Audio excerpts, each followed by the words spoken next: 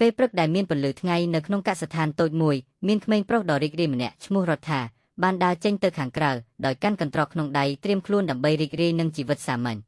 រំពេចនោះមានដៃគូលេងរបស់រដ្ឋាជាស្វាតូចឆ្លាតឈ្មោះថាអាក្រេះវាបានចុះពីលើដើមស្វាយទាំងសើចសប្បាយនិងក្តីរំភើប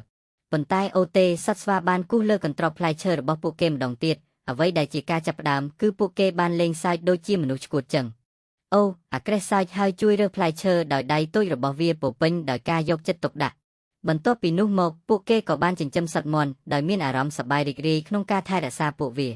រំពេចនោះរដ្ឋាបានប្រទះឃើញមេអំបៅមួយក្បាលហើយរេរាំកាត់ផ្កាយ៉ាងសប្បាយរីករាយ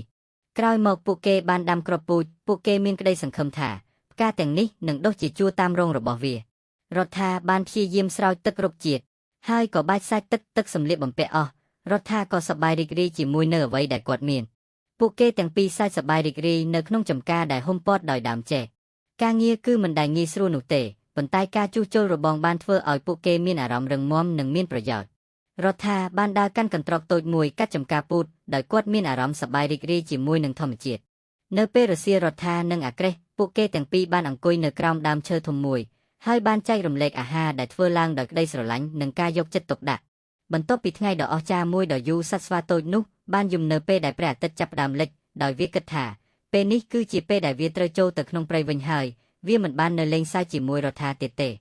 លុះស្អែកឡើងនាពេលរាត្រីអាក្រេះក៏បានមករករដ្ឋាម្ដងទៀតហើយពួកគេដេកនៅលើវាលស្មៅដើម្បីគយគន់ព្រះច័ន្ទនិងផ្កាយនាំសំណាងបេះដូងពួកគេពោពេញដោយភាពរីករាយដ៏សាមញ្ញ